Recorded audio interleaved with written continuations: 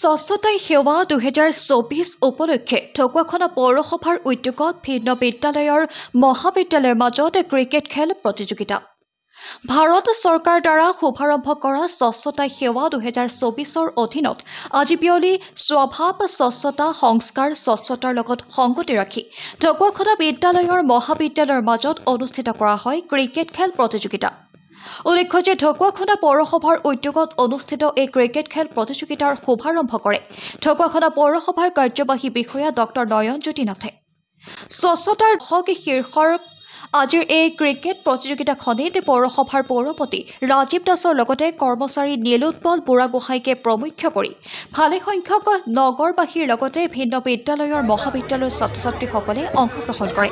ঢকুৱাখনাৰ উচ্চতৰ মাধ্যমিক বিদ্যালয় খেলপথাৰত অনুষ্ঠিত ক্ৰিকেট প্ৰতিযোগিতাখনিত বাল্মীকি বিদ্যাকনন জয়ী হ'বলৈ সক্ষম হয়।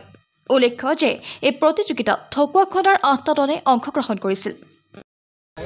আজি ঢকুৱাখনা পৌৰসভাই স্বচ্ছতা হি সেৱা পষেকৰ লগত সংগতি ৰাখি 2024 পৌৰসভাৰ তৰফৰ পৰা আমি পৌৰসভাৰ অন্তৰ্গত ঢকুৱাখনা পৌৰসভাৰ অন্তৰ্গত স্কুল কলেজসমূহৰ মাজত আমি এখন ক্ৰিকেট মেচ আয়োজন কৰিছিলোঁ। তাৰে আজি 3 দিনৰ মূৰত ক্ৰিকেট মেচ সমাপ্তি হৈছে।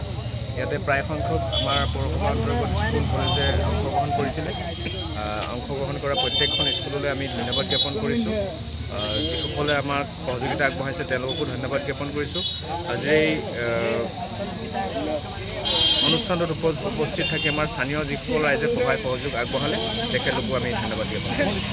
আজি খেলখন খেলি খুব ভাল লাগিলে। মিউনিচিপাল বৰ্ডে অৰ্গেনাইজ কৰা এই খেলটো আমাৰ ফাইনেল হৈছিলে ঢকুৱাখনা ভাৰতী মহাবিদ্যালয়ৰ লগত, য'ত আমি জিকি ফাৰ্ষ্ট প্ৰাইজ পাবলৈ সক্ষম হ'লোঁ। আৰু মিউনিচিপাল বৰ্ডক এনে এটা খেল অনুষ্ঠিত কৰাৰ বাবে বহুত অশেষ ধন্যবাদ জনাইছোঁ। News desk report Dhakuakhana live.